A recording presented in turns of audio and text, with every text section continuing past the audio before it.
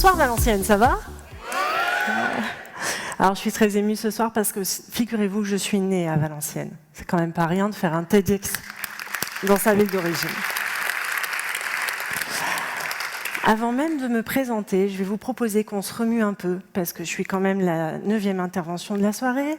Je pense que vous dormez tous, et je ne suis pas d'accord avec ça. Parce que maintenant, on va parler du bonheur. Donc je vais vous demander déjà de remuer vos épaules un petit peu. Allez, on y va, on se fait du bien. On a compris que dans la vie, il fallait se donner. Voilà. Je vais vous demander de vous étirer, soit comme ça, soit vers vos jambes en bas, vu que vous êtes assis. Voilà. Et de tourner la tête pour soulager les cervicales et pousse dans le plexus, si vous avez tout suivi. Moi, je l'ai fait, ça m'a fait du bien quand même. Alors, bonsoir, je m'appelle Aurélie Pérez, comme vous l'avez compris. J'ai 37 ans. Et je vais vous raconter un petit bout de mon histoire et des gens que j'ai pu accompagner. Donc, en fait, à l'âge de 30 ans, je me suis retrouvée en avoir marre d'être heureuse. Oui, oui, vous avez bien entendu, marre d'être heureuse. Enfin, marre d'être heureuse, disons, comme la société et comme mes parents, tout ce qu'on entend autour de nous, me l'avait inculqué. C'est-à-dire que j'étais mariée, j'avais une maison, un métier qui me plaisait bien. Et à côté de ça, ça ne m'empêchait pas d'être malheureuse et de pleurer en cachette tous les jours pendant des mois. Forcément, ça pose question. Quand vous avez tout, la santé, la famille, les amis, le travail, il y a un problème. Il y a une part de vous qui n'est pas entendue. Et donc, à un moment, je me suis posé la bonne question. Comme on disait, le problème, ça ne peut pas être les autres, c'est forcément en soi. Et je me suis rendu compte qu'il y avait toute une partie de moi que je n'avais jamais explorée parce que parce qu'on ne m'avait jamais appris à le faire. Puis voilà, j'ai reçu beaucoup de choses dans mon éducation, dans ma vie, mais pas ça. Et j'ai commencé à me plonger dans cet univers. Que me faudrait-il pour être heureuse? Sauf que là, le problème, vous voyez, c'est qu'une fois qu'on a déchaîné la bête intérieure, on réveille la soif de l'âme. On a envie de tout savoir, tout connaître. Je suis passée par toutes les phases. J'ai tout testé, toutes les techniques. Mais au final, ce n'est pas la technique qui importe. C'est qu'est-ce qui me faisait vibrer? Il fallait déjà que je sache qui j'étais, que je m'accepte en tant que personne. Donc ça a été quand même une grosse révolution intérieure. À la base, je suis de formation orthophoniste. Depuis toute petite, j'avais dit à mes parents, je serais ou caissière ou Madonna. Mon père m'a dit, soit Madonna, elle gagne plus d'argent. Bon. Au final, j'étais orthophoniste parce que j'avais cette fibre en moi de vouloir aider les gens. Et donc, du coup, je fais ça pendant pas mal d'années, je suis épanouie et ça ne va pas. Et je me dis, tiens, à côté, j'avais fait des formations pour la gestion du stress pour mes patients, pour qu'ils se sentent mieux aussi pendant qu'on travaillait.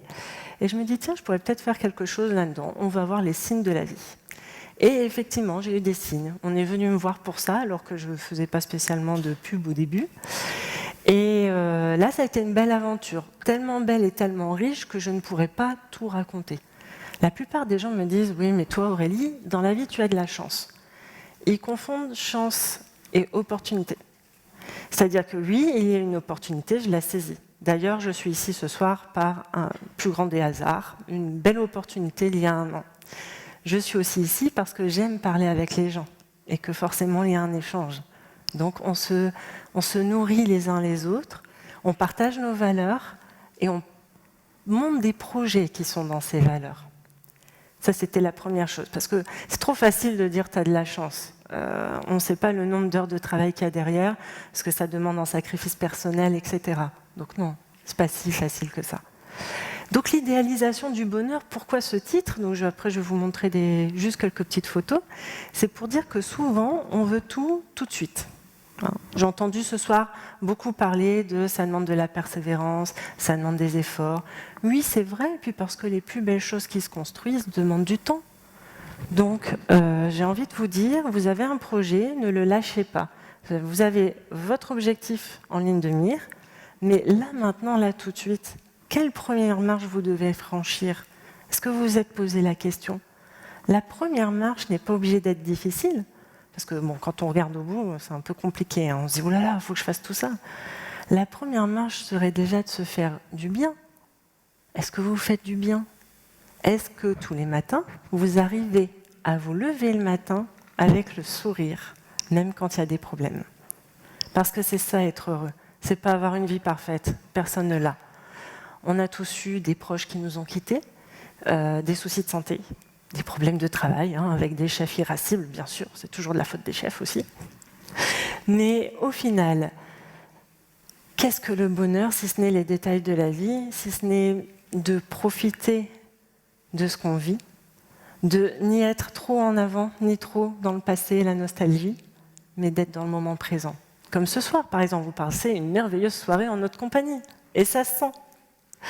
Donc, un de mes projets bonheur, c'était justement l'année dernière. Je me suis dit, oh, j'en ai marre, tout est morose en France. J'étais dans ma phase, je me permets aussi de ne pas être bien parfois, de pleurer, de râler, de bouder. Donc j'étais dans ma phase, oh là là, en France, il n'y a rien qui bouge. Donc je suis partie faire une étude du bonheur à l'étranger.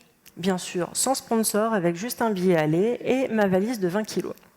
Donc quand je dis ça, les gens se disent « Oh, bah oui, mais après, tu allais revenir. » Alors non, le but, c'était pourquoi pas ne s'installer à l'étranger. Je n'avais pas prévu de revenir. Et en plus, 20 kilos, pourquoi ? Parce que je me suis dit, si je reviens, si je sais que j'ai mon appart, mes affaires, à la moindre difficulté, je vais rentrer. Donc j'avais tout donné à des associations. Et non, vraiment, j'avais que ma valise de 20 kilos. Et quand je suis revenue presque un an après en France, avec juste ma valise de 20 kilos, plus d'économie, bien sûr, plus de travail aussi, il a fallu tout recommencer. C'est pour ça que quand les gens disent « tu as de la chance », je préfère me dire que je me donne les moyens. Le bonheur, c'est exigeant, mais c'est une belle exigence. Alors voilà, ça donne ça. Petite séance photo avant de partir pour le voyage. Heureuse, chanson de Pharrell Williams, I'm happy. Je vais découvrir plein de personnes, plein de choses, le monde m'attend. Ça a été vrai, quand même. Et première étape, New York.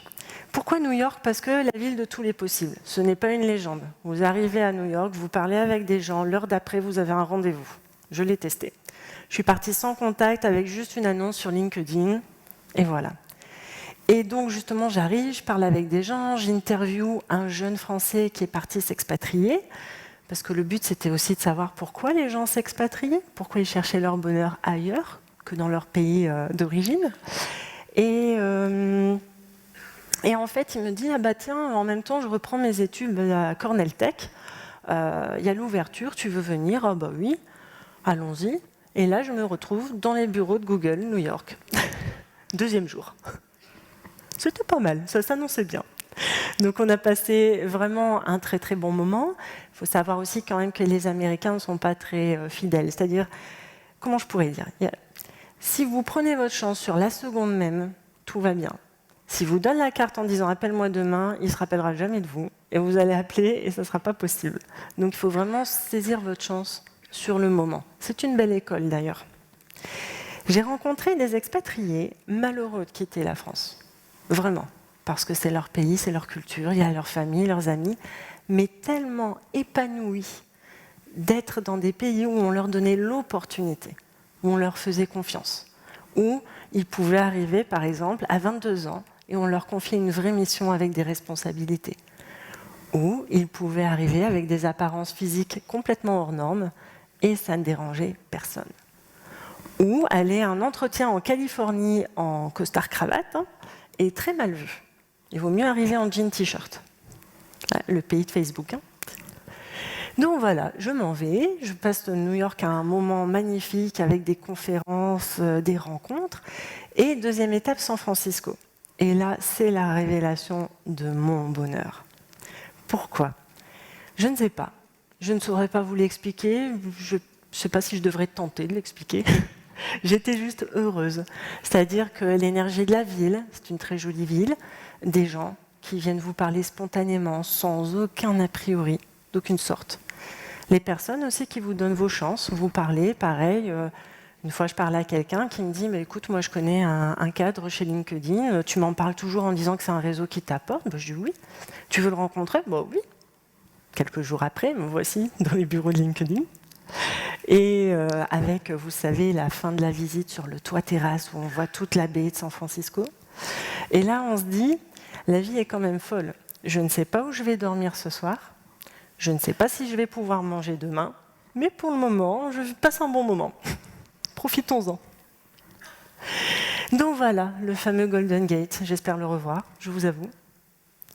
Les fameuses rues qui montent, alors ça, la petite anecdote, hein. Aller à un rendez-vous à San Francisco à pied, très mauvaise idée. Forcément, je n'avais pas les moyens de prendre les transports en commun qui sont très chers.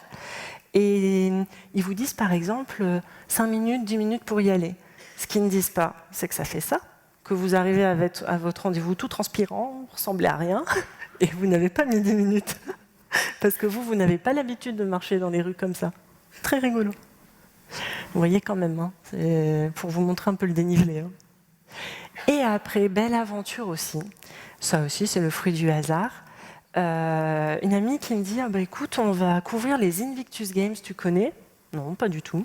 C'est une compétition internationale créée par le prince Harry pour permettre aux militaires qui ont été blessés sur le terrain, guerre ou pas en guerre, de se reconstruire à travers le sport, par le soutien aussi de leur famille et de leurs amis. Oh, mais concept génial!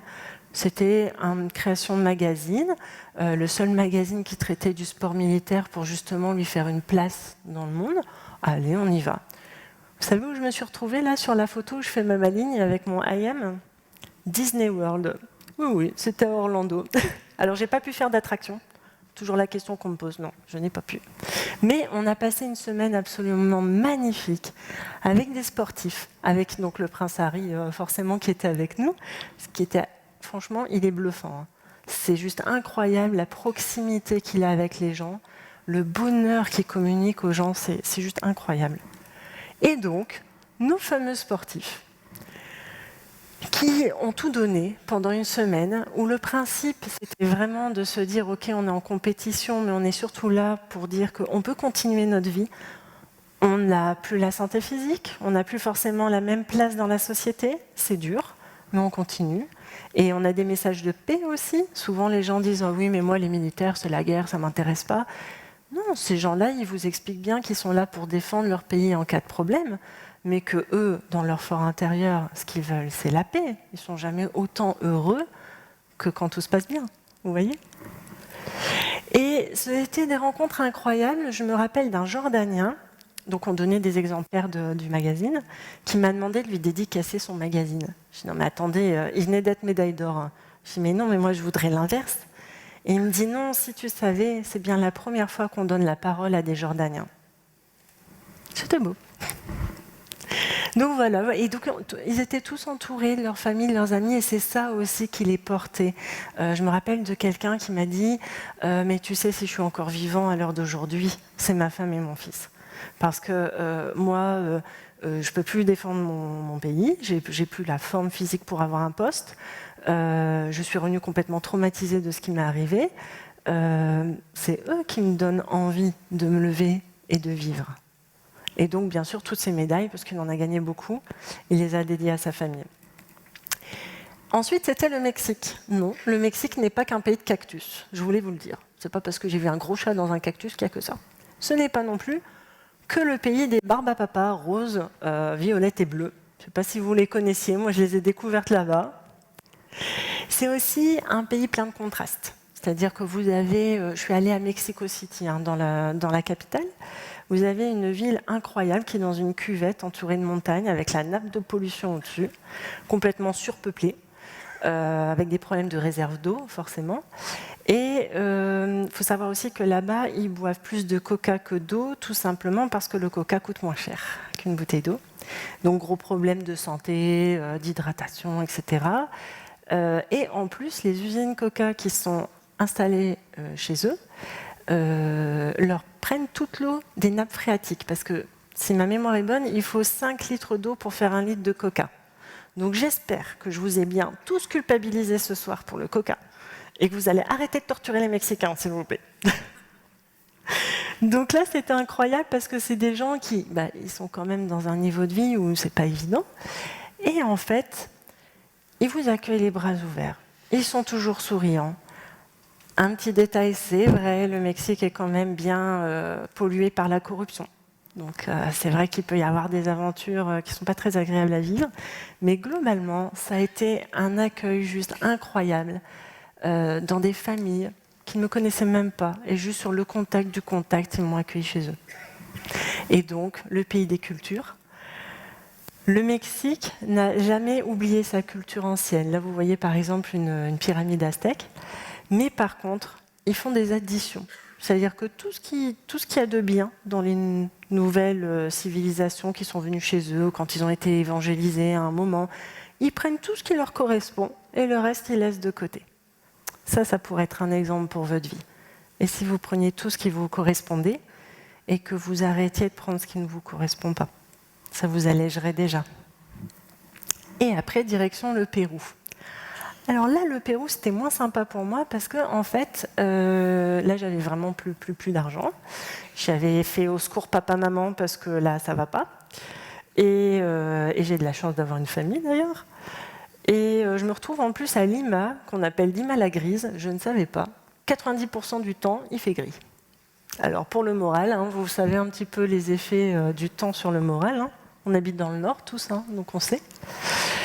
Et c'était pas facile parce qu'en plus là, j'ai pas vraiment pu approcher des locaux. Il y avait vraiment une grosse barrière et il y a une telle différence si vous voulez, ils voient un Européen, ils pensent argent, quoi. Donc j'ai pas pu avoir de contact authentique comme je le voulais. Sauf dans la deuxième partie à Cusco, du côté des montagnes. Donc là, c'était la petite plage de Lima, hein, juste pour le plaisir. Où là, vraiment, on est dans la vie authentique. Donc là, j'ai pu rencontrer des gens, notamment une jeune fille de 20 ans avec qui on parlait un petit peu de tout. Alors, elle voulait m'emmener chez les chamans et tout, c'était chouette. Et elle me dit, on parlait de pauvreté à un moment, et là, par contre, elle se ferme complètement, et elle me dit, oh, toi, la française, t'as pas le droit de parler de pauvreté. Oups, qu'est-ce que j'ai dit? Parce que c'est ça aussi le problème, hein, quand on va dans d'autres cultures, c'est que parfois on fait des impairs sans s'en rendre compte. Et elle me dit, mais attends, mais même les plus pauvres de chez toi, ils sont plus riches que nous. Oui, c'est pas vrai, c'est pas faux. Elle dit, vous avez des aides, vous avez encore des foyers qui vont accueillir. Elle dit, moi j'ai bossé pour des associations, je t'assure, la pauvreté ici, c'est quand même autre chose. Donc tu ne peux pas utiliser ce mot. D'accord, je respecte. Donc après Lima et Cusco, je fais enfin un trekking pour moi. C'était le seul moment où j'ai pris pour moi, où je suis partie en montagne, toujours avec cette jeune, et où là, en haut de ma montagne, je me suis sentie heureuse. Juste en communion avec la nature, juste ne penser à rien, juste me dire, bah oui, ok, il faut que je rentre en France. Oui, j'ai conscience que je suis complètement déconnectée, complètement plus en phase, je ne sais pas ce que je vais faire. Ça peut faire peur, ça peut être vertigineux, ou ça peut faire comme en haut de la montagne, se dire que tout est possible, et que, pourquoi pas? À 37 ans, ça fait déjà 2 fois que je redémarre à zéro, pourquoi pas une 3e? Où est le problème? Ce que je voulais vous dire, c'est que j'ai rencontré des gens aussi, quand je suis partie dans tout ce qui était le coaching émotionnel, la santé, le bonheur au travail, j'ai accompagné des gens qui souvent se trompaient de problématiques. C'est-à-dire, par exemple, je me rappelle d'une dame qui me disait « ça fait 15 ans que je travaille ma confiance en moi et ça n'avance pas ». Et on parle, on creuse. Et son problème, ce n'était pas la confiance en elle, c'était l'estime d'elle-même.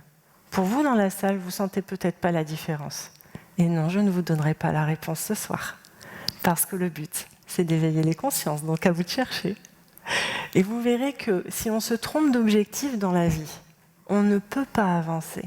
15 ans qu'elle travaille sur un objectif qui n'est pas sa problématique. On a recadré, on a resitué. Elle est sortie du bureau en disant « enfin, je vais avancer ». C'était pas résolu, hein. Attention, ça demande du travail. Mais enfin, elle avait un petit bout d'idée, un petit bout du chemin qui se dévoilait face à elle. Surtout, dites-vous une chose, ce qui nous fait peur, c'est l'inconnu, alors que ça devrait nous enthousiasmer. Pour ce soir, on va terminer avec juste un petit exercice. Je voulais justement que vous repartiez avec un exemple de ce qui pourrait vous aider dans la vie quotidienne. Et je vais reprendre l'exemple de la respiration, car c'est la première chose qu'on fait quand on est, et quand on meurt, on rend notre dernier souffle. C'est notre dernier acte. Ça veut bien dire que sans respiration, pas de vie, pas de TEDx. Donc nous allons travailler ça. Il y a un exercice qui s'appelle la cohérence cardiaque. Les scientifiques ont calculé le rythme parfait, idéal, pour calmer vos battements de cœur, et donc avec pour conséquence de vous apaiser, tout simplement. Et bien souvent, pour prendre des bonnes décisions, la première étape, c'est déjà d'avoir un mental clair, et de ne pas se précipiter dans la peur, les craintes, etc. Donc l'exercice est simple. On vous a fait un petit montage. Vous voyez le rond jaune, là au milieu. Pas le rond rouge, hein, le rond jaune. Il va bouger de haut en bas. Quand il monte, vous inspirez amplement par le nez et vous gonflez le ventre. Quand il descend, vous soufflez par la bouche et vous rentrez le ventre. Vous me faites plaisir? Faites-le au moins 6 fois de suite. Et connectez-vous à ce que ça fait dans votre corps. C'est parti? On y va. On inspire. Et on souffle. Vous pouvez mettre une main sur vos ventres pour sentir le mouvement. On inspire. Et on souffle. Allez, encore.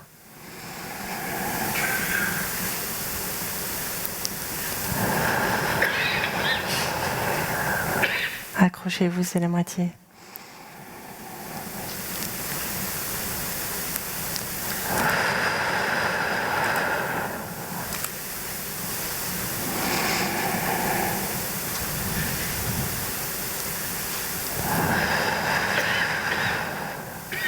Et la dernière. On inspire. Et on souffle. Ça va déjà mieux, non? Deux petites choses. En pensée positive, on a un exercice qui consiste à répéter une phrase. Il y a plein de pensées positives, hein. Celle-là, elle marche à chaque fois. Je vous la recommande tous les matins devant le miroir. Je suis unique, je suis magnifique. Il n'y a que moi comme moi. Et je vous assure, vous êtes unique, vous êtes magnifique. Il n'y a que vous comme vous. Vous voulez que le monde change? Commencez déjà par vous-même. Soyez le changement que vous voulez voir dans le monde, comme disait Gandhi. Merci pour votre attention.